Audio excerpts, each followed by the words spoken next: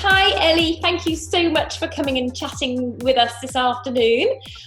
You have been with Cass and Friends now for a couple of years. I was just looking at your application form and it was February 2019.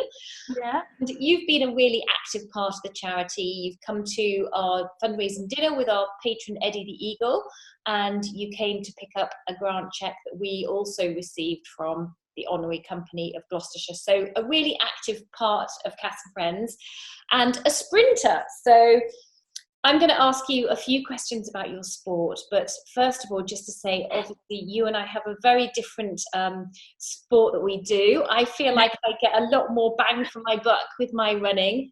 My runs take about 3 hours and yours take about 11 seconds. Yeah. So tell us a bit about that. Tell us what you love about your sport. Well, exactly what you said, really. Athletics is really intense, really, really exciting. Everything happens so fast. In team sports or like endurance events, you have a while to show what you're capable of and how you can perform. But in sprinting, like you said, you have 11 seconds to show just what you're capable of, and I think that's what makes it really exciting. Dina Asher Smith actually posted about this a few weeks ago, saying she loves track and field because it holds you accountable and responsible for how you're training. If you're not putting in the work, if you're not doing your training at the track properly, if you're not eating properly, if you're not sleeping properly, then it will show. The clock will show that, and the only thing you can do at the end of the day is reflect on your performance and say, okay, what am I not putting 100% of my effort into? And I love that because it makes the reward, the PBs, the medals, the titles, it makes that so much more exciting because you know how much you've put on the line to get there. And yeah, it's just really exciting that it happens all so quickly, and yeah, it's just very intense. And although that's terrifying, and that's actually what scares me the most about my sport, it's what I love the most as well. Yeah. So yeah, the adrenaline on that start line must be so much more intense than it is like lining up for the sort of races that I do. Yeah. I mean, it's just the fact that as soon as you finish your race, like 80% of the time I don't even remember my races just because of how quickly they happened. My coach Justin will always come up to me afterwards and be like, so what did you feel went right, what did you feel went wrong? And I was like, I literally don't know because I can't remember anything that just happened. So yeah, it's a huge adrenaline rush, and afterwards it's just amazing how quickly everything happens, and yeah, how hard you have to work just for 11 seconds of running. So talking about how hard you work, you do. Oh my golly, I can remember coming to see you the first evening. It would have been around February time. It was freezing cold evening, pouring with rain in the dark. Yeah. And you were at a track session, maybe it was a Monday or a Wednesday night, and you spent a lot of time sort of on the floor at the track, on the ground at the track, doing all your drills and your stretches. Yeah. So tell us a little bit about how you stay motivated to do all those hard sessions on those winter nights. Yeah, so I think in previous years, I think I've been doing athletics for 4, maybe 5 years now. In previous years, I found it really hard to have a certain thing to motivate myself. It was kind of, I just show up, I just run. If I make it through the session, well done. If I don't, then try again next time. There was nothing that really pushed me to go the extra mile and put in that extra bit of effort. It wasn't until this winter that I said to myself, it's been a horrible year. I'm really going to set myself a goal. I'm going to push myself as hard as I possibly can. So probably about September, October time, I set myself the goal of going to Bucks Championships next year, which is a university championship. Obviously, I'd be a year young, and I just want to go and prove that I'm worthy of being there, show everyone that exactly what I'm capable of, and do really well at a higher level championship. So I set that goal, and that has pushed me through some unbelievably hard sessions this winter. Literally sessions you'd see on paper and be like, I'm not going to come out of that alive. That is literally horrible. So yeah, like setting a goal for me this year has been really, really vital in just pushing me through and giving that bit of extra effort. Yeah, and this year especially, because with COVID, and we were speaking a little bit about this before the interview, how it's hard to motivate yourself without a goal, isn't it? Yeah, definitely. I mean, it's hard enough to train without people around you. I think if you're literally just training on your own all the time, whether that's, you know, even without a coach, it's just, there's no fun in that. Obviously a few sessions on your own, that's fine, because you need to be able to motivate yourself, because it's an individual sport. You have to have those moments when you're competing and you're on your own. You have to know how to motivate yourself. But I think if there's no social aspect to the sport and you're never training with a team, that can be quite boring, quite sad, and that's not how you want to do it. So yeah, training in lockdown has been really hard because there's literally no one to see, really. But yeah, it was round about the end of, I don't want to say lockdown, around about the end of the tiers, when we were kind of going back into training, where it was like, there could be another lockdown. I really need to have this goal in place to prepare myself for literally anything that could happen. Brilliant.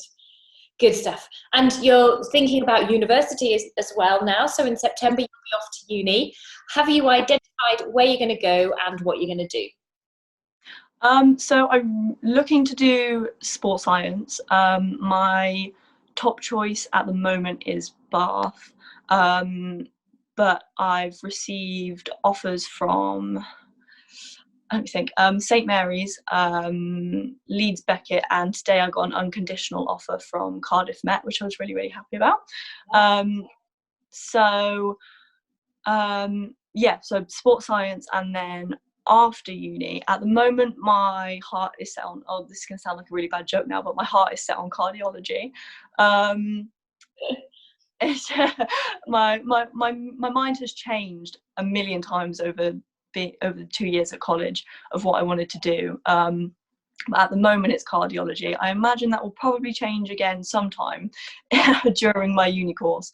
But yeah, I loved sports science, and I still do. I love it so much at college, so I thought, why not just continue that on to uni? And hopefully Cardiff is a brilliant uni for sport. Bath, obviously, amazing facilities there too. So all the universities you identified have got fantastic sports facilities for you to carry on athletics. Yeah. I mean, that was the one of my main considerations when looking at all these unis. It was like, if there's not a club at the actual uni, is there a really good one nearby, or just a track that I can access? And all of them have amazing facilities, you know, for track as well as teaching. So yeah, pick some good ones. Good stuff. And we talked a little bit about Dina Asher-Smith. Tell us a little bit about who your role model is, and why you've chosen that person. Yeah, so I have two main ones that really stuck out to me when I was thinking about my answer.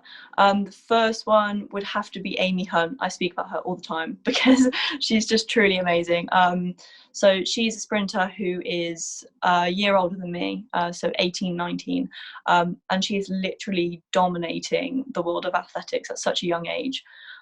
She has been for a few years now, and I think the first time I must have seen her perform was 3 years ago, and she just radiates this positive energy. It's absolutely amazing. Like, she wins a lot, but even when she doesn't, she still comes off that track, you know, beaming smile. I've seen a million of her post-race interviews, and she just has this amazing mentality that I literally can't describe. It's just like a bundle of sunshine. Like, she's just never has a negative word to say, and I love that about her. She has an amazing track work balance. I think she's studying English literature at Cambridge. So, you know, she's incredibly smart as well as incredibly talented. And she just has this amazing balance, which is one of the many things I admire about her. And the other athlete would be Dan Bramble. He's a long jumper. And in the first lockdown, he didn't receive any support from British Athletics or anything. So he had to go out and find himself a little delivery job to work on the side to support his athletic dream, which I had to look up on him for that, because I just think that's amazing how he managed to balance that much training and then working this job literally just to have a living when he's so good at his sport. That's what should be earning him a living. And again, he had this such positive attitude even after going through something like that. He had such amazing mentality, and he was still inspiring other people to go out there. And I just thought that was really amazing. Brilliant. And it sounds like, I suspect he'll come back even stronger then from lockdown, having been so resilient and having to sort of think outside the box and work even harder to achieve his dream. So he'll be even more motivated now, won't he? Oh yeah, definitely. I mean, even though he didn't receive support, I can imagine he's obviously looking towards the Olympics, hopefully this year.